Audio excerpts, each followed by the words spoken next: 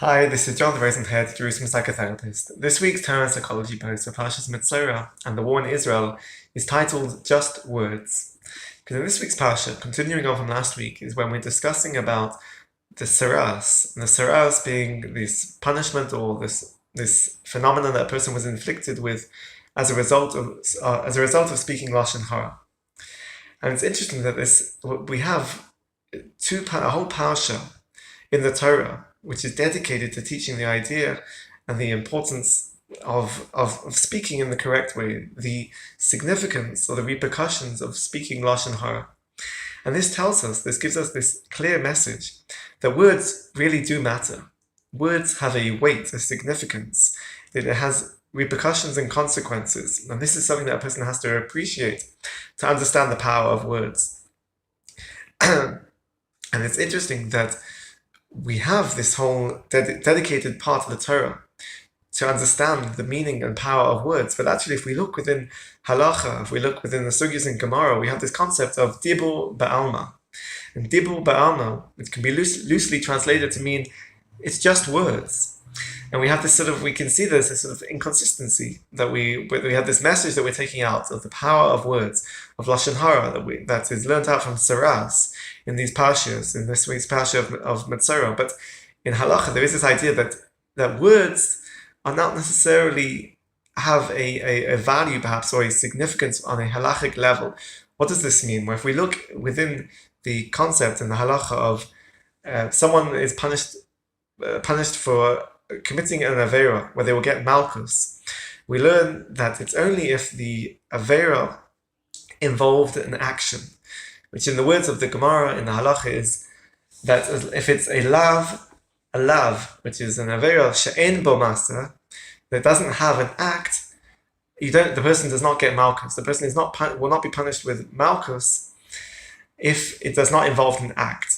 So therefore, if we look at, we're coming up to Pesach, for example, the Rambam discusses the case of somebody that finds a chometz on Pesach. We know that there's an issa to have chometz on Pesach. There's the issa of bal yira, bal yimatzah, that you can't see or find in your possession chometz on Pesach. But if someone does find it, it's somebody finding something, it's seeing something.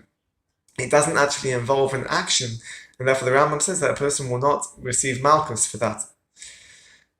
If we continue this further, if you perform an avera with words, such as cursing Hashem, megadif, if someone is cursing Hashem, it's an avera, but it's through words, we can say that it's dibur ba'alma, it's just words, and therefore it's a lav she'en bo ma'asa, it's an avera which doesn't have an action involved, and therefore ein loiken alav, the person does not receive malchus, because it's just words. And it's a machlokas in the Gemara. It's discussed that the suggestion is that there is an opinion that words is not equatable to action. It's just words. There is one opinion that Tosfos discusses that perhaps that if the speaking actually brings about a repercussion, a result, some sort of an action, some sort of a result, then we can connect the words, the speech, with the action to make it equatable to being that words are actions. But in general, we have this principle, at least that's discussed in halacha, in the Gemara, that dibur ba'alma, speech, is not regarded as an action, and therefore a person will not be punished if someone speaks and carries out an avera through speech. But what we need to try to understand is that perhaps from a psychological perspective, this relates perhaps to the traditional understanding of behavioral concepts, behavioral models, that a person's dysfunction is viewed externally, depending on how they are behaving, depending on their external functioning, that there's some maladaptive behavior, and change can come about through action. It was focused more on the action part of the person's dysfunction or illness. But now obviously we have different models and perhaps a development in the psychological theories, and it's more of an understanding certainly of the synthesis or the fusion between different models, behavioral, cognitive.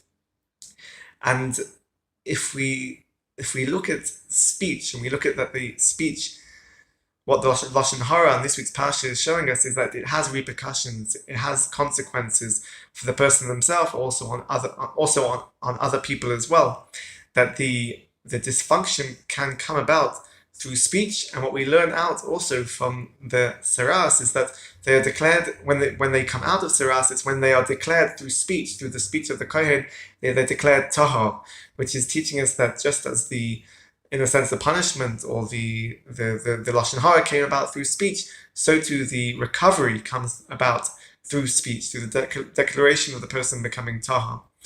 And what we can learn out, therefore, is that even though there is maybe this concept of that dibur is not an action, we learn and appreciate from this parsha the power of words, the significance of words, that the words really do matter, that they're not just words. When a person is struggling, they should go and speak to somebody, whether it's friends, family, they should go to a therapist. The healing power of speech. And therapy obviously is focused on talk therapy, but it's not exclusively talk therapy. It obviously includes a whole range of elements, which is behavioral, which is cognitive, which is linguistic, which is using speech. But ultimately, it still rests on the same foundation of talk therapy, is that the power of words is that words can, first of all, the words really do matter, and they have a weight and a significance, and they really do matter, but also words can heal. And through going to therapy or through speaking to somebody about the difficulties and the struggles that you have, you can come out of it, and you can be able to go back or continue and develop to be able to function in a more healthy way. And that's what we want to take out from this week's Parsha, and that's what we want to take out from any difficulty and struggle that we are in. And certainly at this time, Israel is even a heightened and more elevated state of stress, or it's elevated the awareness of the amount of danger that we are in, continue to be in. So it's important to speak, it's important to find people that you can talk with, and that you understand that these words really can help you. Have a great Shabbos and keep well.